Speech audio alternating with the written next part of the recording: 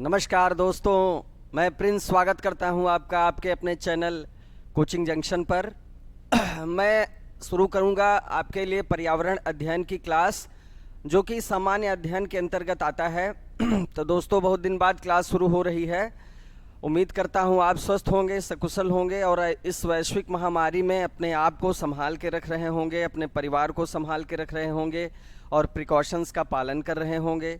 प्रशासन से सहयोग करें, सरकार से सहयोग करें और जहां से भी दोस्तों संभव हो, जो भी ज़रूरतमंद हैं, जितनी क्षमता है आप उनकी मदद करें, क्योंकि ये वक्त ऐसा है जिसे हमको मिलजुल के सामना करना है। और सबसे महत्वपूर्ण बात यह है कि आपको अपना और अपने लोगों का ध्यान रखना है, या जो भी संभव है जितने लोगों का ख्याल रखना है। दोस्तों, चूंकि आप विद्यार्थी हैं तो विद्यार्थियों का सबसे प्रमुख कर्तव्य है अपने लक्ष्य के प्रति समर्पण। जो भी परीक्षा की तैयारी आप कर रहे हैं, आप उस पर जो है फोकस करेंगे, चाहे कोई भी समय चल रहा हो, आपको उसके लिए समर्पित रहना पड़ेगा। और कहीं ना कहीं जो है आप आइसोलेट हो के अपनी पढ़ाई को पूरा समय दीजिए। और यही वक्त है दोस्तों अपने आप को निखारने का। कहीं ना कहीं इस वक्त में जो है, अगर आपने अपना आत्मचिंतन किया, अगर आप कमरे में आइसोलेशन में रहते हैं, लॉकडाउन में अगर आप अपने साथ वक्त बिताते हैं, तो कहीं ना कहीं आपको बहुत सारी नई चीज़ें सीखने का मौका मिलेगा। आपको लगेगा कि अभी तक जिन चीज़ों से हम अनजान थे, वो चीज़ें हमें जो है महसूस हो रही हैं। अपने लक्ष्य के प्रति क्या हमारी गंभीरता है, या किस तरह हम अपनी पढ़ाई लिखाई और करियर के प्रति संजीदा हैं, ये सारी चीज़ें आपको समझ में आएंगी। तो मैं चाहता हूँ इस समय का जो है आप सदुपयोग करिए और ईश्वर से प्रार्थना करिए कि इस मानवता को इस वैश्विक महामारी से जितनी जल्दी हो सके बचाएं। और पढ़ाई पे विशेष ध्यान दीजिए मित्रों, क्योंकि ये बात तय है कि परीक्षाएं जो है अगर समय से नहीं भी होंगी तो भी कभी न कभी होंगी। तो अगर आप तैयार रहेंगे, देखिए जो असली विद्यार्थी होता है वो तैयारी नहीं करते, वो हमेशा तैयार रहते हैं। तो अगर आप हमेशा तैयार रहेंगे तो ये आपके हित में होगा। तो मैं आज से आपको जो है क्लास शुरू करूँगा सामान्य अध्ययन की, और पर्यावरण अध्ययन के अंतर्गत हम कुछ सवालों को देखेंगे। देखिए 30 नंबर के सवाल आते हैं, अभी मैं आपको बोर्ड पे दिखाऊंगा। ये आपके सामने यूपी टेट का पाठ्यक्रम है, और इसमें आप देख रहे होंगे कि ये जो पर्यावरण अध्ययन है, ये पर्यावरण अध्ययन आपका जो है, ये टॉपिक आप जो देख रहे होंगे पर्यावरण अध्ययन। पर्यावरण अध्ययन तो इसको कहने के लिए बस कहा जाता है, लेकिन इसमें आपका विज्ञान साइंस है, इसमें हिस्ट्री भी है, भूगोल भी है, नागरिक शास्त्र है, मतलब पॉलिटी जिसको कहते हैं, और पर्यावरण है जो खुद ही पर्यावरणीय अध्ययन के अंतर्गत आता है। तो दोस्तों ध्यान दीजिएगा, सामान्य तरह के प्रश्न होते हैं इसमें, कोई बहुत विशेष अध्ययन की जरूरत नहीं है। आपको इसको जो है क्रमवार देखना है, इसमें इतनी सारी चीजें मेंशन है। तो सबसे पहले मैं कहूंगा कि आप इसके सिलेबस को अच्छे से स्टडी कर लीजिए, बहुत विधिवत स्टडी कर लीजिए, ताकि आपको इसकी जो है शब्दावली से आप परिचित हो जाएं कि कितनी चीज़ें इसमें शामिल हैं जिन पे हमें विशेष ध्यान देना है, और कौन सी ऐसी चीज़ें हैं जहां हम थोड़ा बहुत सिलेक्टिव हो सकते हैं।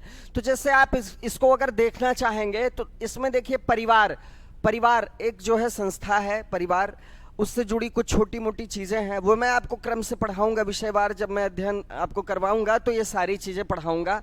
यहाँ पर भोजन ये कलर वाली नहीं है क्या पेन? नहीं ये अच्छा, भूल गए। देखो हम समझ गए, देखो प्रैक्टिस, हम समझ गए, पर पतला ठीक है। ये परिवार है आपका, ठीक है।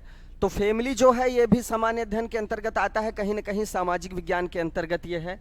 आवास, भोजन, स्वास्थ्य, स्वच्छता, ये भोजन, स्वास्थ्य, स्वच्छता का जो टॉपिक है, आप अगर जीव विज्ञान में पढ़ते होंगे, रोग के बारे में, पोषण के बारे में, या किसी भी पोषण की कमी से जो है, किसी भी पोषक पदार्थ की कमी से जो होने वाले रोग हैं, उनके उपचार, उनके लक्षण, या वो किस विषाणु से, किस जीवाणु से उत्पन्न होते हैं, ये सारे जो सवाल होते हैं वो हर कॉम्पिटिटिव एग्जाम में पूछे जाते हैं, आपके भी एग्जाम में पूछे जाएंगे, तो इन पे विशेष ध्यान देने की जरूरत है।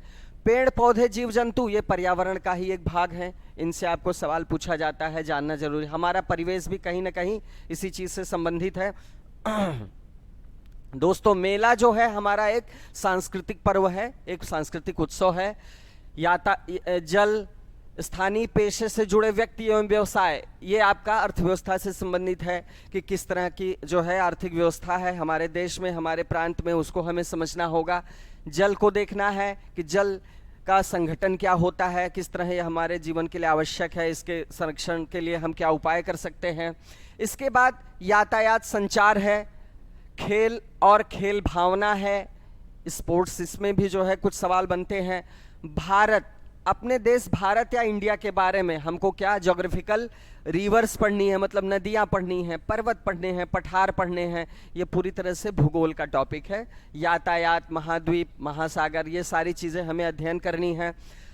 हमारा प्रदेश, अब जैसे आपको अपने देश के बारे में भी जानना है और यूपी टेट का एग्जाम दे रहे हैं, अगर प्रांतीय एग्जाम आप दे रहे हैं तो अपने प्रदेश के बारे में आपको अच्छे से विस्तृत जानकारी रखनी होगी, जिसमें आपको अपने उत्तर प्रदेश की नदियां हैं, पर्वत हैं, महत्वपूर्ण पठार, वन और यातायात। संविधान, हमारा भारत का संविधान, चूंकि संविधान एक ही है, भारत का एक संविधान है, उसको हर नागरिक को जानना वैसे ही आवश्यक है, लेकिन अगर आप विद्यार्थी हैं तो आपको उसके महत्वपूर्ण चीज़ों को जरूर अच्छे से कंठस्थ होना चाहिए, और उसकी जो महत्वपूर्ण जो भी चीज़ें हैं, चाहे कार्यपालिका हो, व्यवस्थापिका हो, न्यायपालिका हो, उससे जुड़े जो उपबंध हैं, जो भी महत्वपूर्ण अनुच्छेद हैं, मूल अधिकार हैं, नीति निर्देशक तत्व हैं, ये सारी चीज़ें आपको पढ़नी होंगी और याद भी रखनी होंगी। शासन व्यवस्था, एक तरह से एडमिनिस्ट्रेशन की बात है ये, तो इसमें देखिए बहुत महत्वपूर्ण है स्थानीय प्रशासन। स्थानीय प्रशासन मतलब लोकल एडमिनिस्ट्रेशन। इस समय जिस समय आप ये क्लास कर रहे हैं, इस समय जो है ग्राम प्रधान का चुनाव चल रहा है बहुत सारे जिलों में, और वहाँ पर जो है रिजल्ट आने ही वाला है 2 तारीख को। तो कहीं ना कहीं ये जो चुनाव हो रहे हैं, क्षेत्र पंचायत के, जिला पंचायत के या ग्राम प्रधान के जो चुनाव होते हैं, ये व्यवस्था है या स्थानीय प्रशासन से संबंधित है। तो इसको आपको बहुत अच्छे से समझना होगा, क्योंकि भारत का प्रशासन जो है ये जिस तरह चलता है उसमें इनकी बहुत महत्वपूर्ण भूमिका है, क्योंकि भारत एक विशाल देश है, आपको पता है। तो यहाँ स्थानीय स्वशासन बहुत जिम्मेदार भी हुआ है, और समय के साथ इसके उत्तरदायित्व में और इसकी जो व्यवस्था है, जो इसका कंपोजिशन है, संगठन है, उसमें बहुत सारी वृद्धि हुई है, बहुत सारे सुधार हुए हैं, और महिलाओं को आरक्षण भी प्राप्त है, जैसा कि आप जानते हैं। स्थानीय स्वशासन में ही प्राप्त है, बाकी कहीं नहीं है। तो ये सारी चीज़ें आपको समझनी होगी, इनसे जुड़े महत्वपूर्ण अनुच्छेद, अनुसूचियाँ समझनी होंगी, ये बहुत इंपॉर्टेंट है, आप ध्यान दीजिएगा। ग्राम पंचायत आपने देखा, नगर पंचायत है, जिला है, पंचायत, नगर पालिका, नगर है। तो ये पूरा जो है शासन व्यवस्था के अंतर्गत आता है। राष्ट्रीय प्रतीक हमारे क्या है, इनको आपके लिए जानना आवश्यक है। मतदान से जुड़ी प्रक्रिया, मतदान करने के लिए जो आवश्यक योग्यताएं हैं, या उम्मीदवार के लिए जो भी योग्यताएं हैं, चुनाव आयोग किस तरह काम करता है, ये सारी चीज़ें इसमें शामिल। नेशनल इंटीग्रिटी, आपको एकता के बारे में भी पढ़ना है, कौन सी चीज़ें हमारी राष्ट्रीय एकता को प्रभावित करती हैं। अब देखिए लास्ट में पर्यावरण, जिसके लिए आपको जानना है कि हमारे पर्यावरण की आवश्यकता क्या है, महत्व क्या है, उपयोगिता क्या है। पर्यावरण के अंतर्गत इसका जो संरक्षण है, इसके प्रयास किए गए हैं सरकारी स्तर पे या गैर सरकारी स्तर पे, इनके बारे में आपको अच्छे से समझना होगा। बहुत सारे अधिनियम बनाए गए।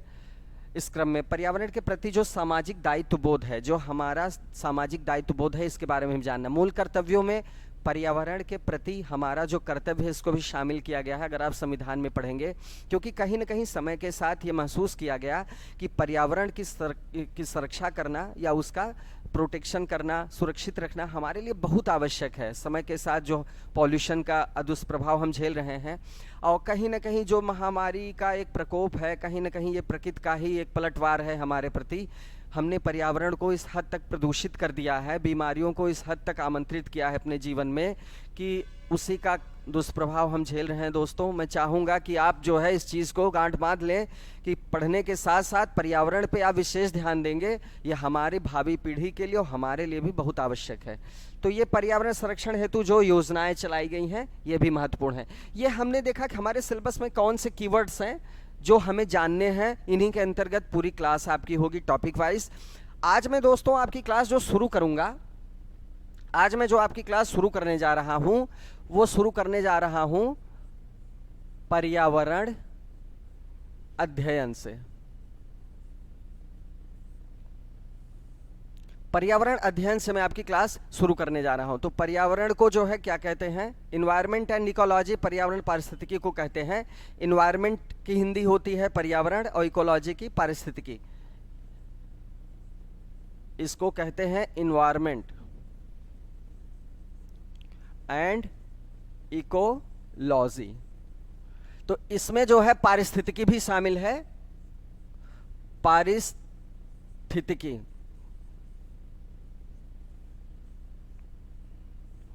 पर्यावरण अध्ययन में पारिस्थितिकी शामिल है, जिसको हम क्या कहते हैं, इकोलॉजी। तो इन्वायरमेंट इकोलॉजी को आपको पढ़ना है, और इन्वायरमेंट इकोलॉजी में जो हमारी रणनीति होगी पढ़ने की वो क्या होगी, हम हर टॉपिक में यही रणनीति अपनाएंगे। सबसे पहले हम प्रीवियस ईयर्स के कुछ सवाल देखेंगे, हम उनका विश्लेषण करेंगे, उनको अध्ययन करेंगे। हम ये जानने का प्रयास करेंगे कि क्यों, किस तरह जो है एक एग्जामिनर, जो भी खासकर अपने स्तर का एग्जाम है, उसमें एग्जामिनर किस माइंडसेट से किस स्तर के सवाल पूछता है। अगर हम इसको समझने में कामयाब हो गए तो कहीं ना कहीं आधी तैयारी हमारी पूरी हो गई। दोस्तों, पर्यावरण अध्ययन हो, चाहे संविधान हो, चाहे वो भूगोल हो, ये विषय ऐसे हैं जिसमें हर कंपटीशन एग्जाम में सवाल पूछे जाते हैं। तो कहीं ना कहीं आपके लिए जानना जरूरी है कि हमारे एग्जाम में किस स्तर के सवाल पूछे जाते हैं इस विषय से। और वो तभी आप अंदाज़ा लगा सकते हैं जब आप एक बार सिलेबस को अच्छे से देखें, और उसके बाद आप उन प्रीवियस ईयर्स के क्वेश्चंस को जो विगत सालों में आए हैं, कम से कम 5 साल, ज़्यादा नहीं, मैं कहूँगा आपसे कि 5 साल जो है कि जो सवाल हैं उनको आप अध्ययन करिए, क्योंकि अब ट्रेंड बहुत तेज़ी से बदलता है। तो बहुत पुराने सवाल देखने की जरूरत नहीं है, पिछले 5 साल के सवाल आप देखिए और अच्छे से आप उनको हल भी करिए। और हल करने के साथ साथ उससे भी ज़्यादा महत्वपूर्ण है ये कि आप उन पे ये पकड़ने का प्रयास करिए कि अगर पर्यावरण अध्ययन में ही कौन कौन से ऐसे टॉपिक हैं जो 5 सालों के अंदर पूछे गए हैं, वहाँ से ज़्यादातर प्रवृत्ति रही है आयोग की प्रश्न पूछने की, और वो कितने महत्वपूर्ण हैं। कुछ सवाल ऐसे होंगे जिनका रिपीटिशन भी होगा, दोहराव भी होगा, तो इससे आपको अपनी रणनीति बनाने में बहुत मदद मिलेगी। तो सबसे पहले हम लोग प्रश्नों का विश्लेषण देखेंगे, और विश्लेषण करने के माध्यम से ये तय करेंगे कि पर्यावरण अध्ययन में हमारी अगली क्लास किस तरह होगी और कैसे हमको पढ़ना है। तो दोस्तों, ये आपके सामने जो है सिलेबस था, और अब मैं आपको दिखाऊंगा अगली स्लाइड में। जैसे एक सवाल आपके सामने है, अब सवाल को अच्छे से पढ़ने का प्रयास करें। जब मोर सांप को खाता है, सांप कीड़ों को खाता है और कीड़े हरे पौधों को खाते हैं, तो मोर का पोषण तल क्या है, या मोर का पोषण तल है। तो इन 4 ऑप्शंस में कौन मोर का पोषण तल है, जैसे एक सवाल हमने उठा लिया। अब देखिए, सबसे पहले सवाल के माध्यम से हम ये जानेंगे कि अगर हम पर्यावरण की कोई पुस्तक उठाते हैं पढ़ने के लिए या नोट्स लेते हैं, तो हम कहाँ से ढूंढेंगे ऐसे टॉपिक जो इस सवाल को मैच करें। सवाल को हम देखते हैं तो हम जानने का प्रयास करते हैं ये पूछ क्या रहा है। मोर के बारे में बात हो रही है, ठीक है, मोर के बारे में बात हो रही है। अब देखिए, मोर के बारे में अगर बात हो रही है तो आप देखेंगे मोर कर क्या रहा है।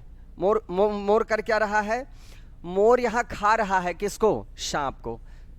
सांप और मोर दोनों जीव हैं जो किसी भी पर्यावरण में, किसी भी पारितंत्र में रहते हैं। तो यहाँ पर मोर सांप का भक्षण कर रहा है। अब इसका मतलब है खाद्य चक्र से संबंधित कुछ बात है, या जो फूड चेन जो खाद्य श्रृंखला की बात होती है। खाद्य श्रृंखला एक टॉपिक है पर्यावरण अध्ययन का। जब हम उसको टॉपिक को पढ़ाएंगे तो वहाँ पर ये सारी चीज़ों से आप परिचित होंगे कि किसी जो है खाद्य श्रृंखला में प्राथमिक स्तर के उत्पादक कौन होते हैं, प्राथमिक उपभोक्ता कौन होता है, उस पर निर्भर करने वाले द्वितीयक उपभोक्ता कौन होते हैं, फिर तृतीयक होते हैं, उसके बाद सर्वोच्च स्तर के होते हैं, और बाद में जीवाणु होते हैं या अपमार्जक होते हैं या अपघटक होते हैं। ये सारी चीज़ पढ़ेंगे। अर्थात हम आपको बताना ये चाह रहे हैं कि इस प्रश्न के माध्यम से हम ये समझ रहे हैं कि हमें क्या जो है पढ़ना है, हमको पढ़ना है खाद्य श्रृंखला या फूड चेन, जिसको हम क्या कहते हैं इंग्लिश में, फूड चेन। इसको हम कह सकते हैं खाद्य श्रृंखला, फूड चेन या खाद्य श्रृंखला को हमको पढ़ना है। अब देखिए, यहाँ सवाल हल करने का प्रयास करते हैं। बहुत मुश्किल सवाल नहीं है, आपने पहले भी पर्यावरण अध्ययन, इकोलॉजी, एनवायरनमेंट पढ़ा ही होगा। तो सवाल हल करने का प्रयास करते हैं। मोर सांप को खाता है, सांप किसको खाता है, कीड़ों को खाता है, और कीड़े किसको खाते हैं, हरे पौधों को। किसी भी पारितंत्र में दोस्तों हर जीव का अपना एक रोल होता है, या तो वो क्या होगा, भोजक, या तो वो भोजक होगा, और या तो वो भक्ष्य होगा या भोज्य होगा।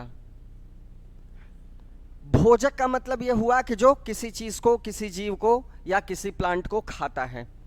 भक्ष का मतलब क्या है? जो खाया जाता है। जैसे यहां अगर इसको समझने का प्रयास करें तो मोर सांप को खाता है, तो यहां मोर क्या हुआ? भक्षक हुआ या भोजक हुआ। यहां पर फिर सांप कीड़ों को खाता है, तो यही सांप यहां पर क्या हो गया? भोजक हो गया। देखिए मोर यहां पर क्या है? भोजक है। सांप यहां क्या है? भक्ष है या भोज्य है। यही सांप आगे चल के जब ये कीड़ों को खाता है तो इस यहां पर ये क्या हो जाता है? भोजक या भक्षक हो जाता है, और कीड़ा क्या हो जाता है? भोज्य या भक्ष हो जाता है। अब यही कीड़ा फिर यहां देखिए, जब ये हरे पौधों को खाता है तब ये किस रोल में होता है? भोजक के रूप में होता है, और हरे पौधे अंत में क्या होते हैं? भक्ष होते हैं या भोज्य होते हैं। हरे पौधे हमेशा भोज्य या भक्षी होते हैं क्योंकि वो किसी को नहीं खाते। इस पारितंत्र में हरे पौधे जो क्लोरोफिल युक्त होते हैं और प्राथमिक उत्पादक होते हैं, ये स्वपोषी होते हैं और अपने ऊपर निर्भर होते हैं। ये मैं आपको टॉपिक में पढ़ाऊंगा, स्वपोषी विषमपोषी क्या होते हैं, किस तरह इनका जो है भोजन चक्र चलता है। स्वपोषी को जो है ऑटोट्रोफ कहते हैं, जो कि हरे पौधे होते हैं, जो अपना भोजन खुद बनाते हैं। इनको खा के कौन जीवित रहते हैं? प्राथमिक उत्पादक। अब यहाँ अगर श्रृंखला में हम देखें तो ध्यान से देखने का प्रयास करिएगा। सबसे पहले आप हरे पौधों को देखिए। हरे पौधे प्राथमिक उत्पादक हैं दोस्तों। सूर्य हमारे पारितंत्र में ऊर्जा का सबसे प्रमुख स्रोत है। सूरज से जो ऊर्जा, कार्बनिक ऊर्जा या विकिरण ऊर्जा मिलती है, जो फोटान प्रकाश तरंग पेटिकाओं के रूप में आती है हमारी धरती पे, वो ऊर्जा को हरे पौधे प्रकाश संश्लेषण की जो फोटोसिंथेसिस की प्रक्रिया है, वो आपको मैं बताऊंगा। उसमें बहुत सारे अवयव होते हैं, किस तरह वो होती है। वायुमंडल से कार्बन डाइऑक्साइड लेते हैं जो है पौधे, जल लेते हैं, और प्रकाश तो उनको सूरज की किरणों से मिल जाता है। तो वो कौन सी प्रक्रिया संपादित करते हैं? प्रकाश संश्लेषण की क्रिया या फोटोसिंथेसिस, और इसके माध्यम से वो क्या करते हैं? अपना भोजन बनाते हैं। तो जब अपना भोजन बनाते हैं तो उसको अपने विशिष्ट भागों में संचित करते हैं, अपनी ज़रूरत के लिए भी करते हैं, और कहीं ना कहीं उन पे निर्भर जो प्राथमिक उपभोक्ता होते हैं, जैसे यहाँ देखिए हरे पौधों का विज्ञान आपने समझ लिया। मतलब हरे पौधों ने अपना भोजन बनाया अपने फल के रूप में या जड़ों के रूप में। उन्होंने देखिए हर पौधे में विशेषीकृत भाग होते हैं जो अपने भोजन को अलग अलग जगह संचित करते हैं। जैसे आम का सीजन है, आप देख रहे होंगे, आम का जो फल होता है उसके फल में सारी समस्त ऊर्जा, अधिकतर ऊर्जा वहीं प्राप्त होती है उसके फल में, ठीक है। लेकिन आप अगर मूली खा रहे होंगे सलाद में इस समय, तो आप देख रहे होंगे मूली के पौधे में जो भोजन होता है वो कहाँ संचित होता है? जड़ में। बहुत सारी ऐसी चीजें हैं जिसमें भोजन तने में, जैसे आलू क्या है? आलू एक तना है, आलू के पौधे में तने में भोजन संचित होता है। तो जहां भी भोजन संचित हो वहां से जो प्राथमिक उपभोक्ता होते, जैसे यहां पर कीड़ा है, मान लीजिए मनुष्य होता तो मनुष्य मूली खाता, तो इसका मतलब उसकी जड़ से जो है वो भोजन प्राप्त करता है। लेकिन कीड़े को लेकर चलते हैं उदाहरण में, तो कीड़ा है तो हरे पौधों के ऊपर ये निर्भर है कीड़ा। मतलब हरे पौधे क्या हुए? प्राथमिक उत्पादक हुए, जो आत्मनिर्भर हैं, स्वपोषी हैं, जो सूर्य से ऊर्जा लेके अपना भोजन खुद बनाते हैं। ये अपने भोजन के लिए किसी पे निर्भर नहीं है। एक बात तो आपको समझ में आ गई। अब दूसरी बात, हरे पौधे पे निर्भर करने वाले कीड़े क्या हैं? प्राथमिक उपभोक्ता हैं, प्राइमरी कंज्यूमर्स हैं। ये कौन हुए? हरे पौधे प्राइमरी प्रोड्यूसर हुए, और कीड़े क्या हुए? प्राथमिक उपभोक्ता, प्राथमिक उपभोक्ता, मतलब प्राइमरी कंज्यूमर्स। कंज्यूमर्स तीन तरह के होते हैं, प्राइमरी, सेकेंडरी और थर्ड। तीसरा जो है होता है तृतीयक उपभोक्ता। अब प्राइमरी में देखिए अगर कीड़ा है तो कीड़ा किस तरह जो है भोजन का इस्तेमाल करता है? पौधों से उसकी पत्तियों को खाता है, ठीक है। तो ये भोजन के लिए किस पे निर्भर है? हरे पौधों पर निर्भर है।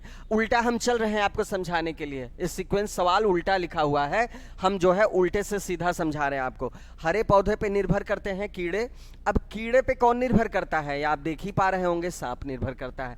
मतलब कीड़ों को कौन खाता है? सांप खाता है। तो अर्थात कीड़ा अगर प्राथमिक उपभोक्ता हुआ तो सांप क्या हुआ? द्वितीयक उपभोक्ता हुआ।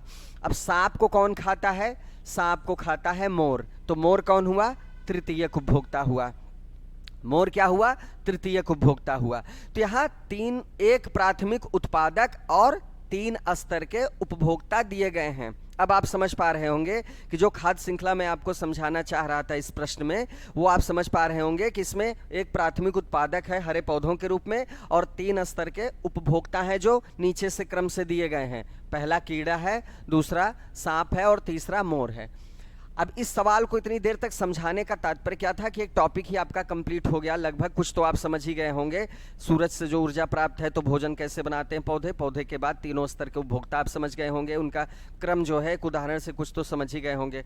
इसी तरह हम विश्लेषण करेंगे जब प्रश्नों का, तो हमें ये पता चलता रहेगा कि कौन से टॉपिक ऐसे हैं जो हमें बहुत अच्छे से तैयार करने हैं, जहाँ से सवाल जरूर पूछा जाता है। अब हम हल भी कर लेते हैं इस सवाल को, अब आपके लिए आसान हो गया होगा। प्राथमिक उपभोक्ता, अंतिम अपघटक, प्राथमिक अपघटक खाद्य पिरामिड के शीर्ष पर।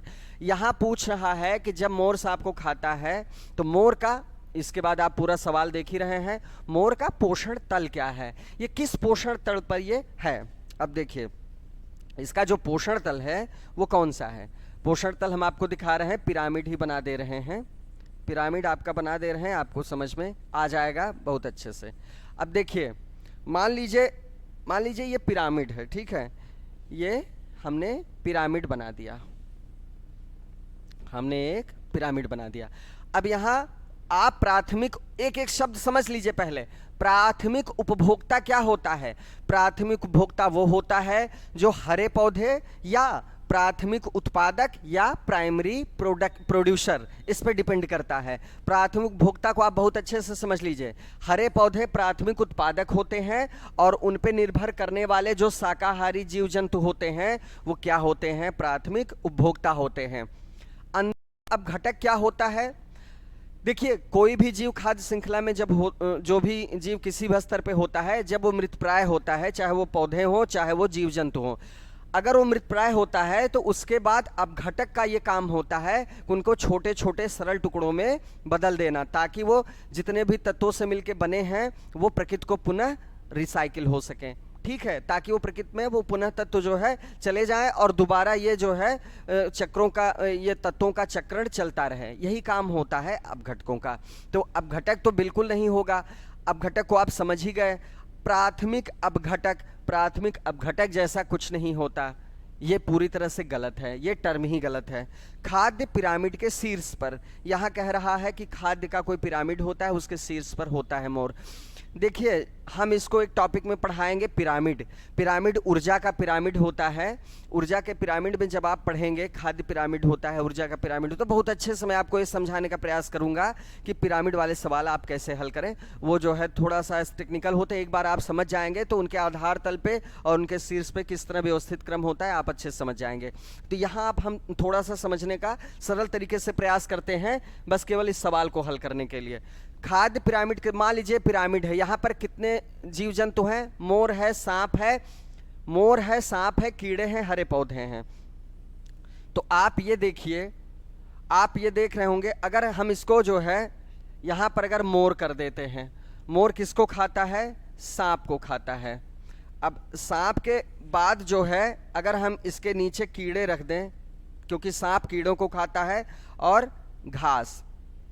अब ये हम समझाने का आपको प्रयास करेंगे पिरामिड के सेशन में कि क्यों हमने इसको पिरामिड को ऐसे बनाया। रीज़न क्या है कि आप ये आधार तल देख रहे हैं, पिरामिड का आधार तल का मतलब ये है कि इनकी जो संख्या है, इनका जो क्षेत्रफल है वो सबसे ज़्यादा है, घास अधिक मात्रा में है, तो इसलिए इसको बेस पे रखा। तो चलिए अगर घास हमने बेस पे रख लिया तो ये तो तय हो गया कि बेस पे हो गया।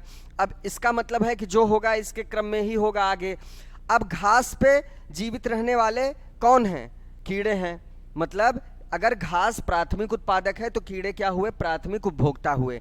कीड़ों को खाने वाले सांप क्या हुए? प्राथमिक उपभोक्ता को खाने वाले सांप क्या हुए? द्वितीयक उपभोक्ता हुए। और द्वितीयक उपभोक्ता पे जीवित रहने वाले मोर क्या है? तृतीयक उपभोक्ता। ठीक, ये बात आप समझ पा रहे होंगे। अगर आपने इस ग्राफ को समझ लिया तो जाहिर सी बात आप तुरंत लगा देंगे कि खाद्य पिरामिड के शीर्ष पर मोर आता है। यहाँ पिरामिड का सवाल है, पिरामिड में हम बताएंगे तो आपको बहुत अच्छे से और समझ में आ जाएगा। या हमने समझाने के लिए बताया, कम से कम ये क्रम तो आपको जरूर पता होना चाहिए कि घास प्राथमिक उत्पादक है, इस पर निर्भर करने वाले कीड़े प्राथमिक उपभोक्ता है, और सांप क्या है? द्वितीयक उपभोक्ता, और तृतीयक उपभोक्ता क्या है? मोर है। अब लास्ट में क्या होगा? लास्ट में जीवाणु क्या करते हैं? अपघटन करते हैं, वो भी कहीं ना कहीं खाद्य श्रृंखला का एक हिस्सा होते हैं। तो ये सवाल जैसे आपने देखा काफ़ी कुछ आपको समझ में आया होगा। अगला सवाल हम लेके चलते हैं। अब थोड़ा सा धीरे धीरे और सवालों को हल करने में आपको आसानी होगी। अब देखिए यही ग्राफ हमने बनाया था, ये मोर आप देख रहे होंगे ये मोर आप देख रहे होंगे, एक मिनट,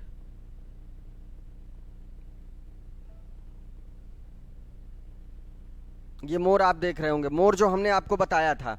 तो मोर तृतीय, यहाँ पर उत्पादक में कौन था? हरे पौधे थे। कीड़ा प्राथमिक उपभोक्ता में था। द्वितीय उपभोक्ता में कौन था? सांप था। और तृतीय उपभोक्ता में मोर था। ये सवाल हो चुका है। अगला सवाल हम लेके चलते हैं। अब देखिए, जैसे हमने आपको खाद्य श्रृंखला समझा दिया, 2-3 सवाल आपको कम से कम इसमें मिलेंगे सीरीज में जो मैं करवाने जा रहा हूं, तो आपको बहुत अच्छे से समझ में आ गया होगा, हमको लगता है। ये सारे सवाल आगे के आप बहुत आसानी से कर लेंगे। आप करने का प्रयास करिए, आप करने का थोड़ा प्रयास करिए। देखिए, सवाल को देखिएगा ध्यान से। किसी खाद्य श्रृंखला में, मतलब हमने अभी आपको क्या पढ़ाया? खाद्य श्रृंखला ही पढ़ाया। अब आप इस सवाल को बहुत आसानी से हल कर लेंगे। शाकाहारी होते हैं, कोई भी फूड चेन होती है उसमें शाकाहारी किस स्तर पे होते हैं? देखिए, हरे पौधे, हरे पौधे मैंने बताया क्या हैं? प्राथमिक उत्पादक है ना, प्राथमिक उत्पादक हैं। अब अगर हरे पौधे प्राथमिक उत्पादक हैं तो इन पर जो निर्भर करते हैं वो क्या, कौन होते हैं? वो शाकाहारी होते हैं। इतना तो आप जानते होंगे, शाकाहारी होते हैं। कौन होते हैं? शाकाहारी। हर्बीवोरस इनको कहते हैं। शाकाहारी को क्या कहते हैं? हर्बीवोरस इंग्लिश में। अब शाकाहारी जो है हरे पौधे पे निर्भर करते हैं, तो ये क्या हुए? ये प्राथमिक उपभोक्ता हुए। हमेशा याद रखिएगा, हरे पौधों पर जो निर्भर करने वाले शाकाहारी हैं वो, उनको आप शाकाहारी भी कह सकते हैं।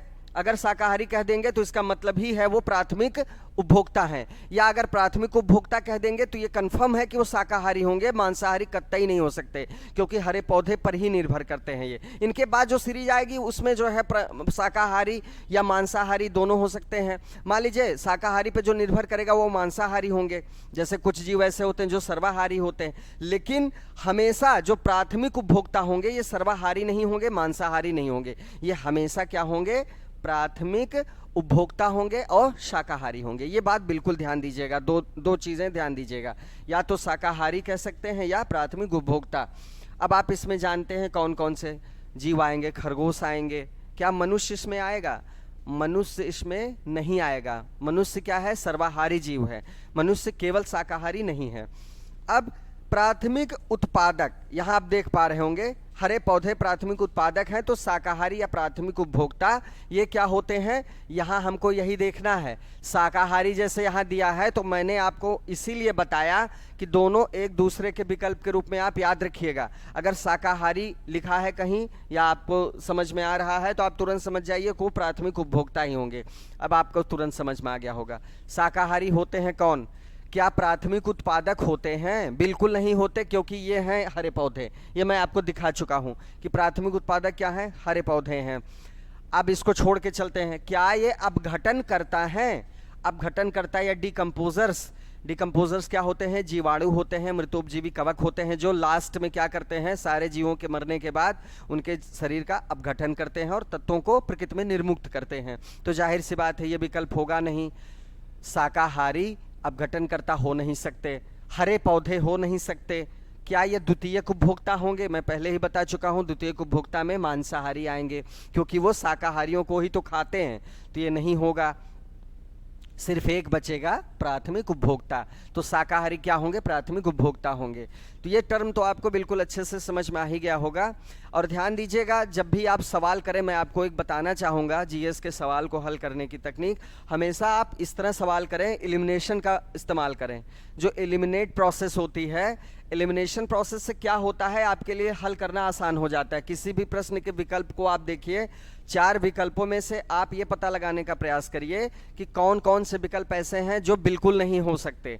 आपको बहुत आसानी से 2 विकल्प जो है निकल जाएंगे। जब वो 2 विकल्प निकल जाएं, फिर आप 2 विकल्पों को देखने का प्रयास करिए। ये प्रक्रिया सीधे सीधे जो आप सही जवाब ढूंढते हैं उससे ज़्यादा कारगर है कि आप गलत जवाब को पहले निकाल लिए। ठीक है, आप इसका इस्तेमाल करिए, आपको इसका फ़ायदा होगा, और करते होंगे तो बहुत अच्छी बात है। तो अपघटन करता, जैसे आपको देख के ही लग गया, अगर आपको हमने बताया, आपको थोड़ा सा भी याद होगा, बिल्कुल नहीं होगा। द्वितीयक उपभोक्ता में आप कंफ्यूज हो सकते हैं, लेकिन आप अगर को पता है, खाद्य श्रृंखला का क्रम पता है, तो आप गलत नहीं करेंगे। प्राथमिक उत्पादक, अगर प्राइमरी प्रोड्यूसर याद है तो आप जानते हैं हरे पौधे ही होते हैं और कोई नहीं होता है जो अपना भोजन खुद बनाते हैं। बचा ये हमारा, तो ये भी सवाल खाद्य श्रृंखला से संबंधित है, वो मैं आपको टॉपिक पढ़ाऊंगा। ठीक है, अगला सवाल हम देख लेते हैं। अगला सवाल हम देखते हैं, ये आपका है आपके सामने, ये एक तरह का जो है खाद्य श्रृंखला का ही है, आप इसको देखने का प्रयास करें। जैसे यहाँ पर अगर दिख पा रहा होगा, थोड़ा सा ब्लर है मेरे ख्याल से, लेकिन मैं बोल दे रहा हूँ, हरे पौधे प्राथमिक उत्पादक हैं। टिड्डा क्या है, एक उदाहरण है इसमें खाद्य श्रृंखला का, वो मैं समझाने का प्रयास करूंगा। टिड्डा क्या है, ये आपका प्राथमिक उपभोक्ता है। ठीक है, क्योंकि टिड्डा जैसे वहां आपने कीड़े देखे थे, वैसे यहाँ टिड्डा है जो किस पे निर्भर करता है, प्राथमिक उत्पादक पर। तीसरे नंबर पे क्या है, मेढक। मेढक क्या है, द्वितीयक उपभोक्ता। द्वितीयक उपभोक्ता मतलब मांसाहारी है और किस पे निर्भर करता है, ये टिड्डे पे निर्भर करता है जो कि प्राथमिक उपभोक्ता है। अब लास्ट में आपने देखा सांप है जो तृतीयक उपभोक्ता है। क्या है, तृतीयक उपभोक्ता। यहाँ पर आपने देखा लिखा भी हुआ है, मैंने समझाने का प्रयास किया। मांसाहारी ये है, ये भी मांसाहारी है। ठीक है, तो ये आपने देखा दूसरा सवाल, ये भी कहीं ना कहीं किससे संबंधित है, खाद्य श्रृंखला के सवाल से संबंधित है। अगला प्रश्न आप देखेंगे दोस्तों, आज मैं हल करा रहा हूं तो बीच में कुछ ऐसे टर्म आपको मिल रहे हैं, मैं उनको बताता चलूंगा। मैं कल से कोशिश करूंगा आपको टॉपिक पढ़ाऊं, टॉपिक से ही शुरू करूंगा, सिर्फ आज जो है प्रश्नोत्तरी रहेगी, कल से मैं टॉपिक से स्टार्ट करूंगा। कौन जीवी कारक नहीं है, देखिए इसलिए मैंने कहा कि जीवी, मैंने ये बात इसलिए आपको कही क्योंकि यहाँ पर देखिए जीवी अजीवी मैंने अभी आपको बताया नहीं है, तो इसलिए थोड़ा सा बता देता हूँ। जब आप इकोलॉजी पढ़ेंगे, इन्वायरमेंट पढ़ेंगे, तो आप उसमें जो है कारक के बारे में पढ़ेंगे। दो कारक महत्वपूर्ण होते हैं, जैविक कारक और अजैविक कारक। देखिए हमारे पारितंत्र में जो पाए जाते हैं दो तरह के कारक। जैविक कारक वो होते हैं, बायोटिक कंपोनेंट्स जो होते हैं, वो क्या करते हैं, उनका काम क्या है, उनका काम अपनी जैविक प्रक्रियाओं को संपादित करना है। और वो क्या करते हैं, उनमें जीवन होता है, वो अपने हमारे पारितंत्र में एक जैविक चक्र को मेंटेन करते हैं, जैविक चक्र को बनाए रखते हैं। इसमें या तो फ्लोरा फाना आता है, मतलब पौधे आते हैं, और जीव जंतु आते हैं, जो भी जंतु होते हैं वो भी जैविक कारक में आते हैं। अजैविक कारक में कौन आता है, जैसे मृदा है, जैसे वायु है, जैसे जल है, जिसमें जीवन नहीं पाया जाता, इसमें कोई जैविक प्रक्रियाएं संपादित नहीं होती। तो जैविक कारक और अजैविक कारक मतलब बायोटिक और अबायोटिक फैक्टर जो हम आपको पढ़ाएंगे, टॉपिक से कल से पढ़ाएंगे। आप यहाँ केवल देखने का इतना तो आप समझ ही गए होंगे कि जैविक कारक और अजैविक कारक किससे कहते हैं। तो इसमें जो है जीवित कारक है, मतलब जिनमें जीवन होता है, अजैविक में जीवन नहीं होता। बहुत सिंपल सी चीज है ये। अब आप देखिए पूछ रहा है इसमें कारक नहीं है, इस पे ध्यान दीजिएगा। कभी कभी सवाल में क्या होता है, इनमें से हैं, इनमें से नहीं है, इनके कंफ्यूजन से सवाल गलत हो जाता है। तो कौन जीवी कारक नहीं है, पेड़ पौधे क्या हैं, जीवी कारक हैं, बिल्कुल हैं, क्योंकि इनमें जीवन होता है और इनमें एक व्यवस्थित तरीके से जैविक प्रक्रियाएं संपादित होती हैं। जंतु बिल्कुल है, इनको इंग्लिश में हम फ्लोरा कहते हैं, इनको फाना कहते हैं। फाना और ये क्या होते हैं, फ्लोरा, मतलब वनस्पति, और ये जंतु। सूक्ष्म जीव जो माइक्रो होते हैं, बहुत सूक्ष्म होते हैं। तो क्या आपको लगता है कि इनमें जीवन नहीं होता? इनमें जीवन बिल्कुल होता है, चूंकि हम इनको देख नहीं सकते, इनकी जैविक प्रक्रियाओं को हम एहसास नहीं कर सकते, तो हमें लगता है कि इनका अस्तित्व नहीं, लेकिन इनका अपना अस्तित्व है। जैसे कोरोना वायरस को ही आप देख रहे हैं, एक तरह का सूक्ष्म जीव है, हमें दिख नहीं रहा है, लेकिन इसकी ताकत का अंदाजा तो पूरी दुनिया को हो चुका होगा अब तक। सब लोग जान रहे हैं कि सूक्ष्म जीव होते हुए भी कितना खतरनाक है। तो कहीं ना कहीं सूक्ष्म जीव है, लेकिन इनमें भी जीवन है। हाँ, ये अलग बात है कि इनके जीवन का जो सिस्टम होता है, जैविक प्रक्रियाएं होती हैं, वो बहुत अलग होती हैं, बहुत विशेषीकृत होती हैं, सामान्य नहीं होती सामान्य जीवों की तरह, लेकिन जीवन इसमें होता है, जैविक कारक ये होते हैं। किसी पारितंत्र में, किसी खाद्य श्रृंखला में इनका योगदान क्या होता है? सूक्ष्म जीवों का योगदान होता है अपघटक का भी काम करना, ताकि जो है मृत चीज़ों को जो है ये अपघटित कर सकें, हमारे पारितंत्र को साफ रख सकें, सुथरा रख सकें। और सबसे बड़ी बात यह है कि जो तत्वों से मिलकर जैविक शरीर बनता है, जब ये उनको जो है मृत होने के बाद तोड़ते हैं, तो वो तत्व जो है प्रकृति में पुनः वापस हो जाते हैं, जिससे हमारा प्रकृति का चक्र चलता रहता है। ये बहुत महत्वपूर्ण है। चट्टान। अब चट्टान से तो आप पूरी तरह से समझ गए होंगे कि जैविक कारक नहीं। मैंने बता दिया जैविक कारक मतलब जिसमें जीवन हो और अजैविक जिसमें जीवन हो, जैसे चट्टान, जैसे मृदा, जैसे जो भी खनिज तत्व हैं, हवा है, ठीक है। तो ये सारी चीज़ें क्या है, अजैविक हैं। वायु है, आपका प्रकाश है, सूर्य का प्रकाश, इन सब में जीवन नहीं होता। ये बात अलग है कि पारितंत्र के लिए, वातावरण के लिए, वायुमंडल के लिए और जैविक कारकों के अस्तित्व के लिए भी इनका बहुत महत्वपूर्ण योगदान है। बिना वायु के, ऑक्सीजन के जो है, आप कैसे जीवित रह सकते हैं, जीव कैसे जीवित रह सकते हैं। आप देख ही रहे होंगे इस समय कितनी ऑक्सीजन की डिमांड है, ऑक्सीजन के सिलेंडर की। तो जैविक कारक अजैविक कारकों पे बहुत मतलब व्यवस्थित रूप से जो है निर्भर होते हैं और एक तरीके से अंतर संबंधित भी होते हैं।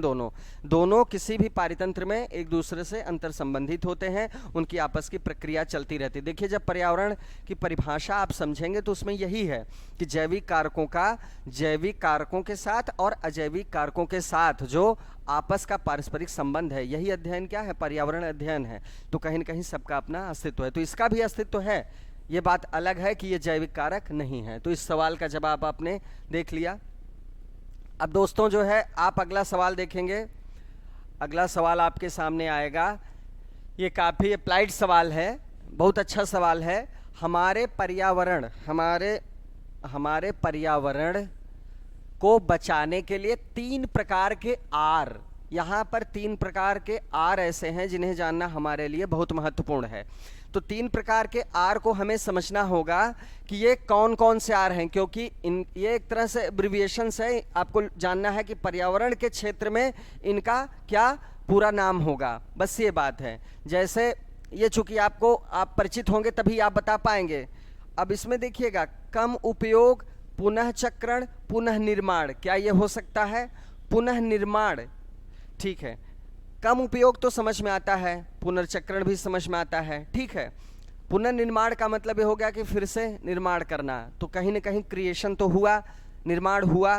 तो पर्यावरण के संरक्षण के लिए क्या आपको लगता है कि ये बहुत महत्वपूर्ण हो सकता है? 2 चीज़ें महत्वपूर्ण हैं, तीसरी नहीं। आप दूसरी चीज़ देख लीजिए, पुनः उपयोग, पुनः संरचना। यहाँ पर भी जो पुनः संरचना वाली बात है, तो कहीं ना कहीं किसी प्रोडक्ट का फिर से जो है निर्माण करना है।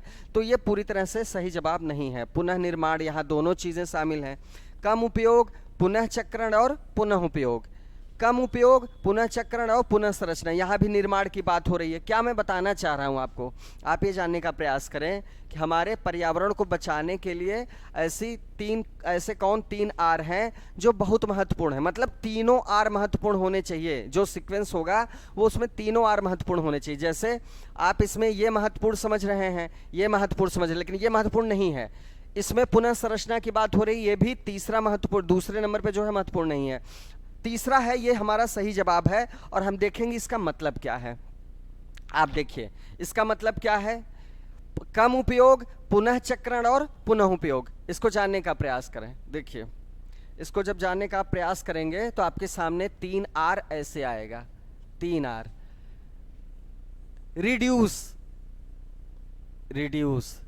रिड्यूस का मतलब होता है कम करना। मतलब आप किसी भी प्रोडक्ट का, जो भी प्रोडक्ट मानव निर्मित है, जितना कम इस्तेमाल करेंगे उतना ही आपके लिए बेहतर होगा, पर्यावरण को संरक्षित करने की दिशा में महत्वपूर्ण काम होगा आपका। दूसरा आर क्या होगा? दूसरा आर होगा रिसाइकिल से। रिसाइकिल वर्ड से आप बहुत अच्छे से परिचित होंगे, जिसको हिंदी में पुनः चक्रण करते हैं। बहुत सारे ऐसे पदार्थ होते हैं जिन्हें हम एक बार इस्तेमाल करने के बाद, आपने देखा होगा कि कूड़ा बीनने वाला या बहुत सारा पुनः चक्रण का जो प्रक्रिया होती है वो इसी तरह होती है कि उन तत्वों, उन जो है पदार्थों को हम किसी भी मशीनरी में, फैक्ट्री में संशोधित करते हैं और उन्हें फिर से यूज करने लायक बनाते हैं। रिसाइकिल का यही मतलब होता है, पुनः चक्रण। मतलब फिर से वो थोड़ा मॉडिफाई करके उन्हें फिर से निर्माण नहीं करना पड़ता। जैसे आपने पिछले में देखा कि पुनः चक्रण में क्या है, पुनः चक्रण में क्या है, पूरी तरह से जो है आप उसको फेंकते नहीं हैं, आप फेंक देते हैं, पूरी तरह से वो वेस्टेज नहीं होता, वो कहीं ना कहीं मशीनरी से मॉडिफाई होकर फिर से प्रयोग में आ जाता है। लेकिन पुनः संरचना या पुनः निर्माण में क्या होता है, एक नया प्रोडक्ट फिर से बनाना पड़ता है, उसके लिए भौतिक संसाधन फिर से इस्तेमाल होते हैं। तो कहीं ना कहीं पर्यावरण पे उसका बोझ तो जरूर पड़ता है। ये बात आप समझ रहे होंगे। बहुत सारे तत्व ऐसे होते हैं, जैसे पॉलीथीन होती है, पॉलीथीन में जो पतली वाली पॉलीथीन होती है वो रिसाइकिल नहीं हो सकती, लेकिन जो मोटी वाली पॉलीथीन होती है वो क्या होती है, कूड़े वाले उसको बिनते हैं, प्लास्टिक लेके जाते हैं, तो उसको मशीन से क्या किया जाता है, फैक्ट्रियों में क्या किया जाता है, रिसाइकिल करके उसे पुनः निर्माण के योग्य बना लिया जाता है। तो कहीं ना कहीं रिसाइकिल का यही कॉन्सेप्ट है। और तीसरे आर का क्या मतलब है, रीयूज। बहुत सारी ऐसी चीजें हैं जिन्हें पुनः प्रयोग में लाया जा सकता है। जैसे बहुत सारी चीजें हैं, आप देखिए इसमें दिया गया है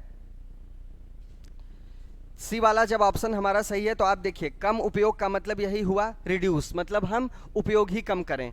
दूसरा पुनर्चक्रण, मतलब हम बहुत सारे ऐसे तत्वों का इस्तेमाल करें जो रिसाइकिल हो सकते हैं, इसलिए पतली पन्नी पे प्रतिबंध लगाया जाता है, उसको कम से कम इस्तेमाल करना चाहिए क्योंकि वो वायुमंडल में बहुत दिनों तक पड़ी रहती है और डिकम्पोज नहीं होती, इसलिए हमारी मृदा को भी उससे नुकसान पहुंचता है और हमारे पर्यावरण को भी। इसलिए पुनः चक्रण की चीज़ें बहुत आवश्यक है। पुनः उपयोग का मतलब यह हो गया कि बहुत सारी ऐसी चीज़ें हैं जिन्हें आप एक बार इस्तेमाल करने के बाद दोबारा भी इस्तेमाल कर सकते हैं, इससे उन्हें नए से बनाने की आवश्यकता नहीं महसूस होगी।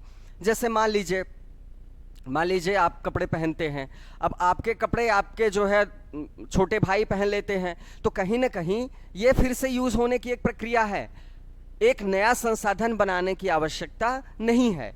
तो कहीं ना कहीं ये भी एक ऐसा महत्वपूर्ण कारक है जिससे पर्यावरण पे बोझ कम पड़ेगा। ये बात आप समझने का प्रयास करिए, आप भी अपने स्तर से इसका पालन कर सकते हैं और पर्यावरण संरक्षण में अपना योगदान दे सकते हैं। जैसे आपको बहुत सारे रद्दी कागज मिलते हैं, तो रीयूज का मतलब यही हुआ लास्ट आर का कि आप उसको फिर से अपने रफ कार्य के लिए इस्तेमाल कर लीजिए। प्रयास करिए कि पॉलीथीन का कम इस्तेमाल करिए ताकि वो रिसाइकिल जो नहीं हो सकती वो हमारे प्रकृति को नष्ट ना करे, हमारी मृदा को नष्ट ना करे। और कोशिश करिए कि जितने भी आर्टिफिशियल चीज़ें हैं जिनको बनाने में पर्यावरण पे बोझ पड़ता है, जैसे कागज़ को बनाने में वृक्षों पर बोझ पड़ता है, ऑक्सीजन की क्षमता में कमी होती है, आप इनका कम से कम इस्तेमाल करिए। इसीलिए डिजिटल बनने की तरफ जो है कदम बढ़ाइए। जितना डिजिटल बनेंगे उतना ही कागज़ का उपयोग कम होगा और इसके बाद क्या होगा, पेड़ पौधों की कटाई उतनी ही कम होगी। इस सवाल से हमें बहुत सीख भी मिलती है और मैं उम्मीद करता हूं आप इसको समझने का प्रयास करेंगे और अपने जीवन में भी उतारेंगे। इस समय तो ये बहुत प्रासंगिक है। अगला सवाल हम देखने का प्रयास करते हैं। ये आपके सामने अगला सवाल है, हमारे पर्यावरण में किस गैस, यहाँ गैस से संबंधित सवाल है। देखिए हमारा जो वायुमंडल है वो विभिन्न गैसों के संगठन से बना है। इसमें कौन सी गैस सबसे अधिक पाई जाती है, सबका एक क्रम होता है, परसेंटेज होता है। यहाँ सवाल में देखिए सबसे ज़्यादा नाइट्रोजन पाई जाती है, जो आपके सामने ये डी वाला ऑप्शन है, यही ऑप्शन सही है। आप इसको जानते भी होंगे, न जानते हो तो जान लीजिए। 78% इसका प्रतिशत होता है वायुमंडल में, सबसे अधिक यही गैस पाई जाती है।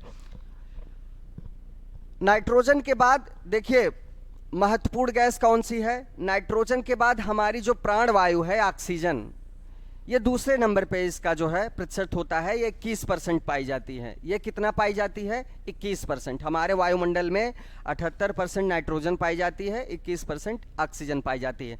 और तीसरे नंबर पे यहाँ पर ऑप्शन में नहीं है लेकिन मैं बता दे रहा हूँ, 0.93% आर्गन पाई जाती है। इसका क्रम तीसरा है। वायुमंडल में अगर गैसों को प्रतिशत देखना हो तो आर्गन का प्रतिशत कितना है, 0.93 आर्गन। और यहाँ जो विकल्प में दिया गया है, चूंकि विकल्प के पहले वो था तो इसलिए उसको बता दिया, 0.03% होता है CO2 या कार्बन डाइऑक्साइड का प्रतिशत हमारे वायुमंडल में। तो ये चीज़ जान लीजिए। इसके बाद हाइड्रोजन पाई जाती है, बहुत सारी गैसें हैं पाई जाती हैं। महत्वपूर्ण आप याद कर लीजिए, नाइट्रोजन याद कर लीजिए, ऑक्सीजन याद कर लीजिए, आर्गन याद कर लीजिए और कार्बन डाइऑक्साइड याद कर लीजिए। इतना पर्याप्त है। अगर कोई परसेंटेज से भी सवाल पूछेगा तो परीक्षा में इन 3-4 गैसों का परसेंटेज अगर आपको याद होगा, प्रतिशत याद होगा, तो आप अच्छे से हल कर पाएंगे। तो ये आपका जो है प्रतिशत हो गया विभिन्न गैसों का। अगला सवाल आप देखेंगे, ये खाद्य श्रृंखला से ही संबंधित है, जो कि मैं आपको पढ़ा चुका हूँ। खाद्य श्रृंखला तो आपको बहुत अच्छे से समझ में आ ही चुकी होगी। यहाँ देख लेते हैं, शायद इसका जवाब आप दे सकते हैं। यहाँ पर देखिए आपके सामने 2 टर्म है, खाद्य श्रृंखला भी है और आपको ये जो भी इसमें उत्तर मिलेगा आपको एक टर्म मिलेगा जिसे हम खाद्य जाल कहते हैं। देखिए सरल भाषा में यहाँ मैं समझा दूँ, टॉपिक में आपको अच्छे से बताऊँगा।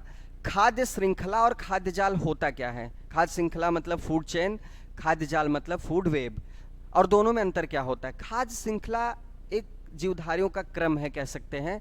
किसी भी पारितंत्र में जीवधारियों का एक व्यवस्थित क्रम है जिसमें वो भोज्य या भक्षक, दो शब्द याद रखिएगा, टर्म मैं बता चुका हूं पहले भी, या तो वो जीव भक्षक के रूप में होगा या उसको भोजक भी आप कह सकते हैं, और या तो वो भक्ष या भोज के रूप में होगा। दो में से एक चीज होगी। जैसे कहीं सांप क्या होता है, भक्षक होता है, और कहीं वही सांप क्या होता है, भक्ष होता है। अगर मोर के साथ है सांप तो मोर क्या करता है, सांप को खाता है, तो इस उदाहरण में मोर क्या होता है, भक्षक होता है, और सांप क्या होता है, भक्ष होता है।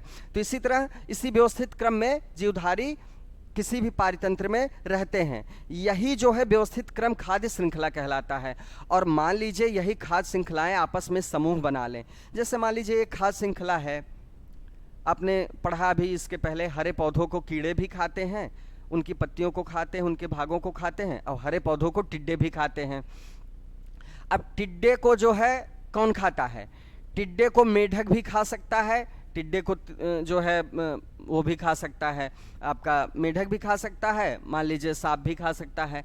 अब सांप ने मान लीजिए टिड्डे को खा लिया, या मान लीजिए मेढक ने खा लिया, मेढक ने टिड्डे को खा लिया, तो ये तो अपने अपने क्रम में व्यवस्थित हैं। लेकिन अगर एक खाद्य श्रृंखला का जीव किसी दूसरी खाद्य श्रृंखला में प्रवेश करता है और उसी क्रम में किसी दूसरे जीव को खाता है, तो ये दो खाद्य श्रृंखलाओं का आपस का अंतर संबंध हो गया। यही अंतर संबंध खाद्य जाल होता है, फूड वेव यही होता है, खाद्य श्रृंखलाओं का आपस का अंतर संबंध खाद्य जाल होता है। यहाँ पर यही पूछा जा रहा है। तो खाद्य श्रृंखला तो मैं आपको समझा चुका हूँ, यहाँ आपको जानना क्या है, खाद्य जाल।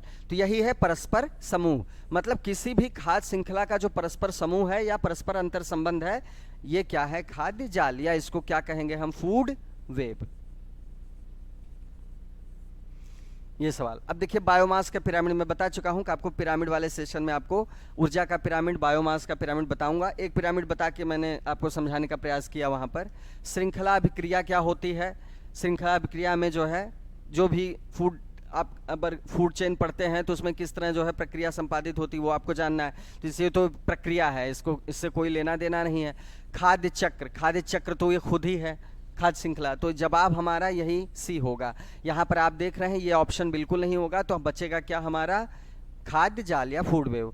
अब खाद्य श्रृंखला तो आप बहुत अच्छे से समझ गए होंगे। अब इसको अगर टॉपिक में हम पढ़ाएंगे तो जो बची खुची चीज़ें हैं आपको समझ में आ जाएंगी कि कैसे इसमें जो पिरामिड होता है वो कैसे बनता है, और आधार तल पे, शीर्ष तल पे आप क्रम को व्यवस्थित कैसे करेंगे, ये वहाँ हम देख लेंगे। अब देखिए अगला जो है सवाल देख लेते हैं, एक दो सवाल और देख लेते हैं। घास भूमि क्षेत्र, ये घास भूमि क्षेत्र की बात हो रही है। मान लीजिए हमारे पारितंत्र में कोई घास भूमि क्षेत्र है, उसकी बात हो रही है। वहाँ का जो पारितंत्र होता है और उसकी खाद्य श्रृंखला होती है, सबसे उच्च स्तर के उपभोक्ता कौन होते हैं? उपभोक्ता आप जान ही चुके हैं, कंज्यूमर्स कहते हैं। प्राथमिक उत्पादक हरे पौधे होते हैं और बाकी 3 स्तर के उपभोक्ता या कंज्यूमर्स होते हैं, जिनको मैं आपको समझा चुका हूँ। अब यहाँ पर पारितंत्र की बात हो रही है, किस पारितंत्र की? घास भूमि क्षेत्र की। जलीय पारितंत्र होता है तालाब का, समुद्र क्षेत्र का, वन का पारितंत्र होता है। यहाँ हमारी बात हो रही है किसकी? घास के पारितंत्र की बात हो रही है। तो यहाँ सबसे उच्च स्तर का जो उपभोक्ता होता है वो कौन होता है? उस उच्च स्तर का आप समझ रहे हैं, या तो तीसरे स्तर पे होगा या उसके ऊपर होगा। तो आप यहाँ देखने का प्रयास करें, जितना मैंने आपको आज समझाया है उससे इसको हल करने का प्रयास करें। शाकाहारी आपका पहला ऑप्शन है। शाकाहारी आपको पता है कि प्राथमिक उपभोक्ता होते हैं, प्राइमरी कंज्यूमर्स होते हैं, और आप भी जानते हैं कि किस पे निर्भर करते हैं, प्राथमिक उत्पादकों या हरे पौधों पे। तो जाहिर सी बात है ये उच्च स्तर के उपभोक्ता हो ही नहीं सकते, तो ये पूरी तरह से गलत है। एलिमिनेशन प्रोसेस का इस्तेमाल करिए, ये पूरी तरह से गलत है। जीवाणु हो सकते हैं क्या? बिल्कुल नहीं हो सकते। डिकम्पोजर्स का काम आपको पता ही है। यहाँ पर पूछ ही रहा है उपभोक्ता, उच्च स्तर का उपभोक्ता पूछ रहा है, तो जीवाणु का सवाल ही नहीं होता क्योंकि डिकम्पोजर्स हैं, ठीक है। और ये वास्तव में मृत जीवों को जो है अपघटित करते हैं, तो इनका रोल ही अलग है। अब देखिए 2 ऑप्शन तो पूरी तरह से निकल गए, बचे आपके पास 2 ऑप्शन, मांसाहारी या शाकाहारी। ये बहुत ध्यान से देखिएगा, ये वाला विकल्प थोड़ा कंफ्यूजिंग है। यहाँ पर मांसाहारी है और डी क्या है? मांसाहारी या शाकाहारी है। अब आप ध्यान दीजिए, मांसाहारी शब्द से आप भ्रमित हो रहे हैं, लेकिन अगर मांसाहारी या शाकाहारी विकल्प पे विचार करें आप, तो आप निश्चित समझ लीजिए उच्च स्तर पे आते आते जीव कभी भी शाकाहारी रह ही नहीं सकता। उच्च स्तर पे आने के बाद कभी भी जीव शाकाहारी रह ही नहीं सकता, क्योंकि वो दो क्रम पार कर चुका होता है और उसमें वो जीवों का भक्षण करता है, तो जाहिर सी बात है वो शाकाहारी नहीं हो सकता। शाकाहारी सिर्फ प्राथमिक उपभोक्ता होते हैं, ये बात आप याद रखिएगा। मैं आपको बता चुका हूं कि शाकाहारी प्राथमिक उपभोक्ता होते हैं और द्वितीयक उपभोक्ता, तृतीयक उपभोक्ता का हमेशा जो रोल होता है वो मांसाहारियों का होता है। तो ये विकल्प भी आप एकदम से कट कर दीजिएगा, कंफ्यूज मत होइएगा। मांसाहारी आपका सही विकल्प है।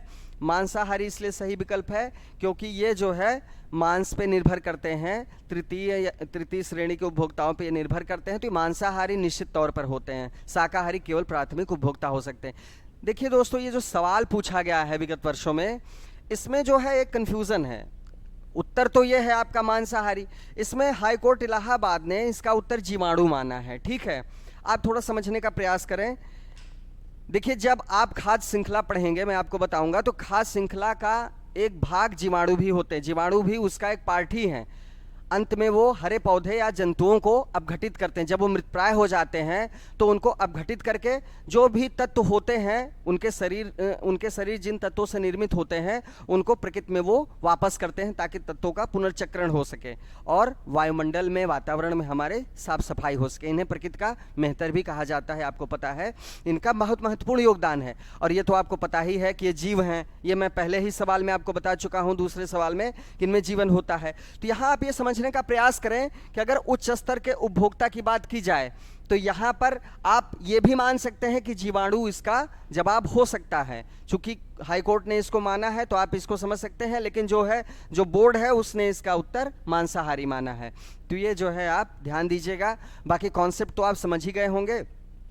तो आज के जो प्रश्नों के विश्लेषण की जो है क्लास है वो समाप्त होती है दोस्तों, और उम्मीद करता हूं कि आपको ये समझने का मौका मिला आज कि हम जो है प्रश्नों का विश्लेषण जब करते हैं तो हमें ये अच्छे से समझ में आ जाता है कि किसी विषय में कौन से टॉपिक ऐसे हैं जो हमारे लिए बहुत महत्वपूर्ण हैं। उनको जानना हमारे लिए बहुत महत्वपूर्ण, वहाँ हम सिलेक्टिव नहीं बन सकते, और बहुत सारी चीज़ें ऐसी हैं जहाँ हम थोड़ी सी छूट ले सकते हैं। तो इन पर आपको विशेष जो है समझदारी से काम करना होगा, और अगर संभव होगा तो एक दो क्लास में हम और विश्लेषण करेंगे, फिर हम आपको टॉपिक पढ़ाएंगे और एक एक टॉपिक को लेके क्रम से चलेंगे। तो विश्लेषण पे ध्यान दीजिए और उन टॉपिक पे ध्यान दीजिए जिनसे लगता है कि आपको सवाल ज़्यादा पूछे जा सकते हैं। आज तो काफ़ी टॉपिक भी इसमें हो गया है विश्लेषण में, तो उम्मीद करता हूँ आपको क्लास समझ में आई होगी।